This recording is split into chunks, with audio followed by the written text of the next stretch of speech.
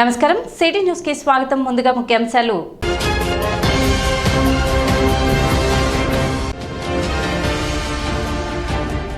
Rahul గాంధీపై BJP నేతలు చేసిన అనుచిత వ్యాఖ్యలను నిరసిస్తూ పట్టణంలో నిరసన తెలిపిన కాంగ్రెస్ పార్టీ శ్రేణులు.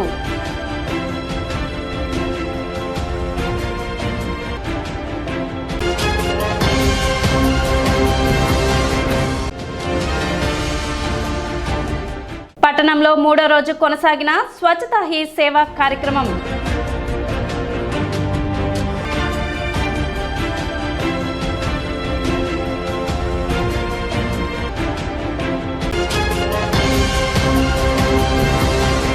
కాంగ్రెస్ పార్టీ నేత రాహుల్ గాంధీపై అనుచిత వ్యాఖ్యలు చేసిన బీజేపీ నేతలపై చర్యలు తీసుకోవాలని తెనాలి నియోజకవర్గ Congress party incharge doctor Chandu Sambasivudu demand చేశారు.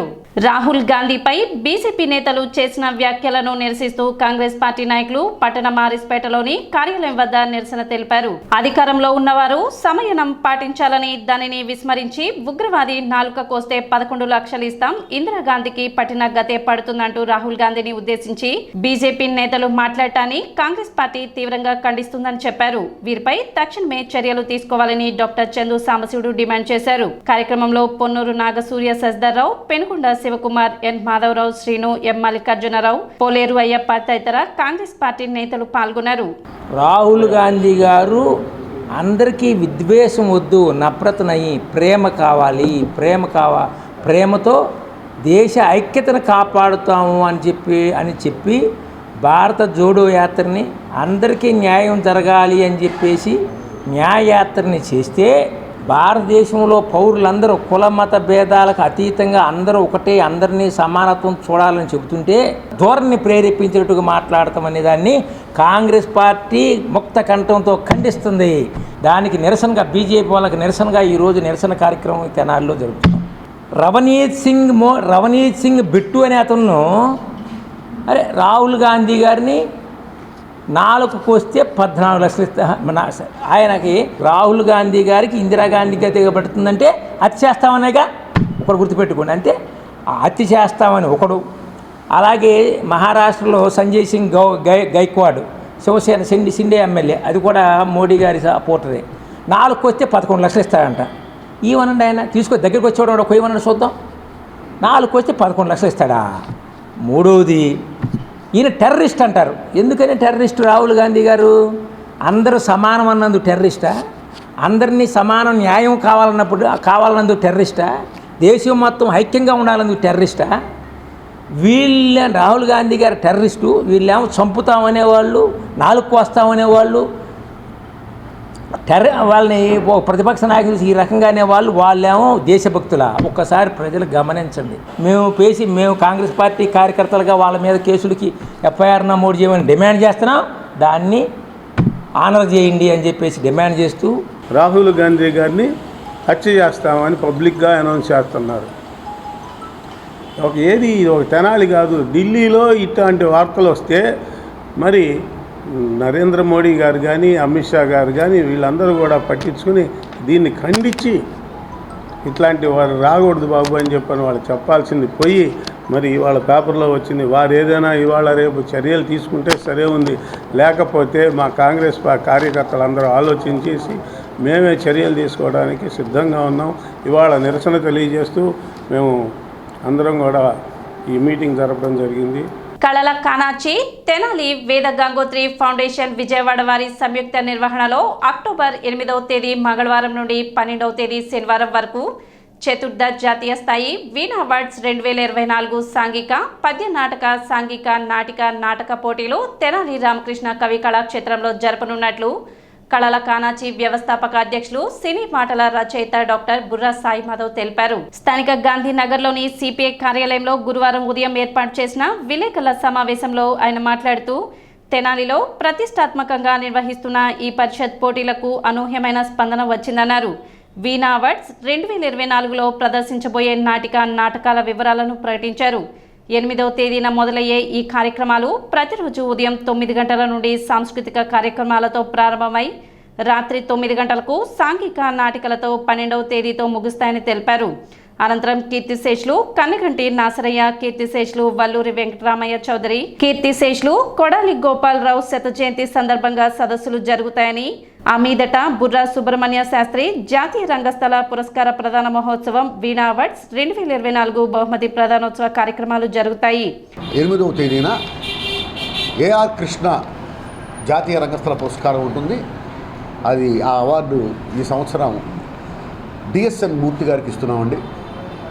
మహానుభావుడు, ఏఆర్ కృష్ణ గారి సహచరుడు, ఆయన శిష్యుడు, ఎంతోమందిని రంగస్థలానికి పరిచయం చేసినటువంటి ఆ రంగస్థల అధ్యాపకుడు.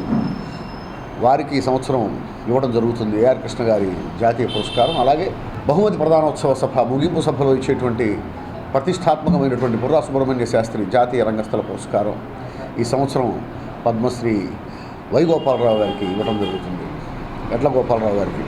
వై గోపాలరావు గారు అంటే తెలియని వారు ఎవరు లేరు. పద్యనాటక రంగంలో ఆయన లెజెండ్. సో ఆయనకి ఈ సంవత్సరం ఇవ్వడం జరుగుతుంది. అలాగే ఈ సంవత్సరం నుంచి ఏంటంటే ఒక కొత్త మార్పు, మన తెనాలికి సంబంధించినటువంటి మహనీయుల్ని మనం స్మరించుకోవాలి, వారి గురించి నెక్స్ట్ జనరేషన్కి తెలియాలి.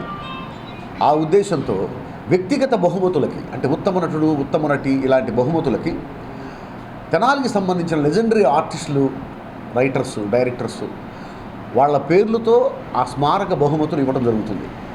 పద్యనాటక విభాగంలో ఉత్తమ నటుడు కళ్యాణం రఘురామయ్య గారి స్మారక బహుమతి. ఉత్తమ నటుడు ఈలపాట రఘురామయ్య గారి స్మారక బహుమతి. అలాగే ఉత్తమ నటి పద్మశ్రీ స్థానం నరసింహారావు గారి స్మారక బహుమతిగా ఉత్తమ నటికి ఇవ్వటం జరుగుతుంది. అలాగే ఉత్తమ ప్రతినాయకుడు మాధవపెద్ది వెంకటరామయ్య గారి స్మారక బహుమతిగా ఇవ్వటం జరుగుతుంది. ఉత్తమ హాస్య నటుడు కాళిదాస్ కోటేశ్వరరావు గారి స్మారక బహుమతిగా ఇవ్వటం జరుగుతుంది. విలేకరుల సమావేశంలో కళల కానాచి, ప్రధాన కార్యదర్శిగా సినీ, టీవీ రంగస్థల నటులు గోపరాజు, విజయ్, చెరుకుమల్లి సింగారావు, దేవరపల్లి భవానీ, గరికపాటి సుబ్బారావు, బడుగు మోహన్ రావు, బొల్లిముంత కృష్ణ, అయినాల మల్లేశ్వరరావు తదితరులు పాల్గొన్నారు. ఎప్పటిలాగానే గత 3 సంవత్సరాల్లాగానే ఈ సంవత్సరం కూడా చతుర్థ జాతీయ స్థాయి వీణా అవార్డ్స్ 2024 నాటక ప్రదర్శనలు మరియు పోటీలు తెనాలి రామకృష్ణ కవి కళాక్షేత్రంలో జరగటం అక్టోబర్ 8వ తేదీ నుండి 12వ తేదీ వరకు జరుగుతాయి. ఉదయం 9:30 సాంస్కృతిక కార్యక్రమాలతో మొదలయ్యి రాత్రి 9 గంటల వరకు నాటక ప్రదర్శనలతో ముగుస్తాయి. ప్రతిరోజు కార్యక్రమాలు ఇవి. 10:30కి ఉదయం ప్రతిరోజు సమకాలీన పద్యనాటకం ప్రారంభమవుతుంది. సాంఘిక నాటక ప్రదర్శన మధ్యాహ్నం 2:30 ఉంటుంది. సాయంత్రం 6 గంటల నుండి రాత్రి 9 గంటల లోపు 2 నాటిక ప్రదర్శనలు ఉంటాయి. మొదటి రోజు పురస్కార కార్యక్రమాలు, ఆఖరి రోజు పురస్కార కార్యక్రమం మరియు బహుమతి ప్రదానోత్సవ సభ ఇవన్నీ ఉంటాయి. ఎప్పటిలాగానే సమయపాలన పాటిస్తామని మాట ఇస్తూ మీ అందరూ సమయానికి హాజరయ్యి ప్రేక్షకులు, కళాభిమానులు, కళా పోషకులు ప్రతి ఒక్కరూ హాజరవ్వాలని, కార్యక్రమాలను విజయవంతం చేయాలని కోరుకుంటూ వివరాలు తెలుపుతున్నాను. 8వ తేదీ మంగళవారం ఉదయం 10:30 శ్రీకళానికేతన హైదరాబాద్ వారి సమకాలీన పద్యనాటకం సంధ్య వెలుగు, మధ్యాహ్నం 2 గంటలకు చైతన్య కళాశ్రవంతి ఉక్కు నగరం వారి మంత్రనగరి సాంఘిక నాటకం, సాయంత్రం 4:15 పరిషత్ ప్రారంభ సభ, ఏఆర్ కృష్ణ గారి జాతీయ రంగస్థల పురస్కార మహోత్సవ సభా కార్యక్రమం. కేంద్ర ప్రభుత్వ ఆదేశాల మేరకు తెనాలి పట్టణంలో నిర్వహిస్తున్న స్వచ్ఛతా హీ 2024 కార్యక్రమం 3వ రోజు పట్టణంలోని 2, 8, 22 వార్డుల్లో నిర్వహించారు. చైర్పర్సన్ తాడిపోయిన రాధిక, కమిషనర్ బండి శేషన్ ఆధ్వర్యంలో ఆయా వార్డుల నందు పారిశుద్ధ్య కార్యక్రమాలు చేపట్టారు. 22వ వార్డులో ఎలిమెంటరీ పాఠశాల విద్యార్థులతో ర్యాలీ నిర్వహించారు. ఈ సందర్భంగా మానవహారం ఏర్పాటు చేసి స్వచ్ఛతా హీ సేవా కార్యక్రమంపై అవగాహన కల్పించారు. కాల్వల్లో ఫ్యాగింగ్, స్ప్రే చేయడం వంటివి నీటి నిల్వలు లేకుండా చర్యలు తీసుకుంటున్నట్లు చైర్పర్సన్ తాడిపోయిన రాధిక తెలిపారు. ప్రజలందరూ భాగస్వాములు కావాలని కోరారు. కార్యక్రమంలో పలువురు కౌన్సిలర్లు, పురపాలక సంఘాధికారులు పాల్గొన్నారు.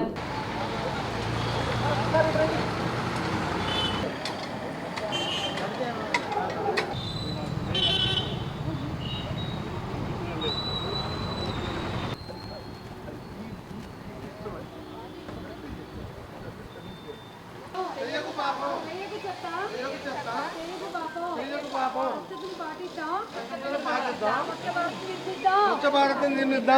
ప్లాస్టిక్ కవర్లు వాడకు, ప్రాణానికి ముప్పు. ప్లాస్టిక్ కవర్లు వాడకు.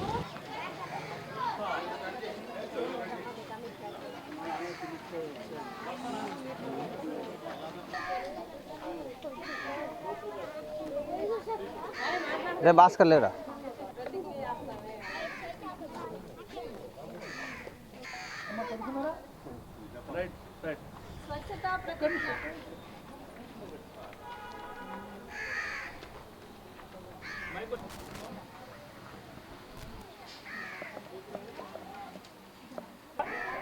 గౌరవ చైర్పర్సన్ గారు, గౌరవ వార్డు మెంబరు, గౌరవ వైస్ చైర్పర్సన్ గారు అందరూ సేవ చేయడం మన కర్తవ్యం.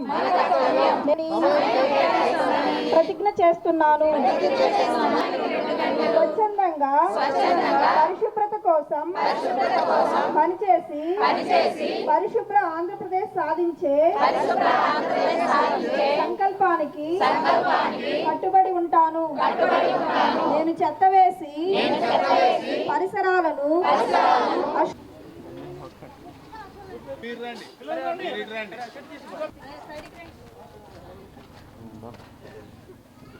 3వ రోజైన మన రాష్ట్ర ప్రభుత్వం కేంద్ర ప్రభుత్వం వాళ్ళు ఏర్పాటు చేస్తున్న ఈ స్వచ్ఛత సేవా కార్యక్రమానికి ఇది 3వ రోజు కావటాన 8 2వ వార్డు 22వ వార్డుకి పర్యటించడం జరుగుతుంది. ప్రతి వార్డులో శానిటేషన్ అనేది విజయవాడలో వరద రావటాన కొంచెం శానిటేషన్ అనేది లోపం ఉంది. త్వరలోనే అది కూడా పరిష్కరిస్తాం. ఈ రోజున మేము స్వచ్ఛత సేవా కార్యక్రమానికి వర్కర్స్ని పెట్టి మా మున్సిపల్ సిబ్బందితో మన కమిషనర్ గారు కానివ్వండి, కౌన్సిలర్లు కానివ్వండి, ప్రతి ఒక్కరూ కార్యకర్తలు అందరం కలిసి ఈ స్వచ్ఛతా కార్యక్రమాన్ని సక్సెస్ చేయాలని, మాతో పాటు మీరు కూడా పాల్గొని ఉండాలని, పరిశుభ్రంగా మన ఇల్లంతా పరిశుభ్రంగా ఉంచుకుంటున్నాము, అలానే మన రోడ్స్ కానీ పరిశుభ్రంగా ఉండాలని, అలానే ఈ వర్కర్స్ పెట్టి సీల్టు తీపిస్తున్నాము. అది తీసిన వెంటనే దాన్ని తీపిస్తుంతో జరుగుతుంది. అలానే బ్లీచింగ్ పౌడర్ అది చల్లిస్తున్నాము. అలానే ఈ చెట్లు కూడా పెద్ద పెరిగినాయి కాబట్టి అవి కట్ చేపిస్తడం జరిగింది. వెంటనే తొలగిస్తున్నాము. మాతో పాటు మీరు కూడా మాకు సహకరిస్తే ఇంకా మన వార్డుల్ని డెవలప్ చేసుకోవచ్చు. అలానే ఆంధ్ర ప్యారిస్ అని కూడా మన తెనాలికి ఒక ప్రత్యేకంగా పేరు ఉండిద్ది. మన అందరూ మీరు కూడా మాకు సహకరిస్తే బాగుండిద్ది కోరుకుంటున్నాను. 3 రోజుల నుంచి మన పట్టణంలో స్వచ్ఛతా హీ సేవ అనే కార్యక్రమంలో భాగంగా ప్రతిరోజు 3 వార్డులలో స్పెషల్ శానిటేషన్ డ్రైవ్స్ అవుతూ ఉన్నాయి. అందులో భాగంగా ఈరోజు 2వ వార్డు, 8వ వార్డు, అలాగే 22వ వార్డులో ఈ కార్యక్రమంలో అవుతూ ఉన్నాయి. దీని యొక్క లక్ష్యం ఏంటంటే ఈ యొక్క ప్రాంతాన్ని అంతా కూడా శుభ్రంగా ఉంచుకోవాలి. దీంట్లో మున్సిపాలిటీకి సంబంధించినటువంటి వారే కాకుండా ప్రజలకు కూడా వాలంటరీగా ఈ కార్యక్రమంలో పాల్గొంచుకొని మన ఇల్లు, మన చుట్టూ ఉన్నటువంటి వాతావరణాన్ని శుభ్రంగా ఉంచుకునే క్రమంలో అందరూ కూడా సహకరించుకోవాలి ఒకరికొకరు. ఇదే భారత ప్రధాని గారు, రాష్ట్ర ముఖ్యమంత్రి గారు, మన స్థానిక శాసనసభ్యులు అండ్ సివిల్ సప్లైస్ శాఖ మంత్రుల వారు, ఆనరబుల్ సిపి గారు ఇచ్చినటువంటి స్లోగన్. సో దీన్ని అందరూ కూడా గమనించుకొని మీ వార్డులోకి వచ్చినప్పుడు శుభ్రత కార్యక్రమాలు ఎలా అవుతున్నాయి ఏంటి అనే విషయాలు గమనించుకొని మీరు కూడా ఒక అరగంట గంట సేపు స్పెండ్ చేయగలిగితే కనుక చాలా బాగుంటుంది అనేసి ప్రతి ఒక్కరిని కోరుతున్నాం. ఇప్పుడు ఒక చిన్న విరామం.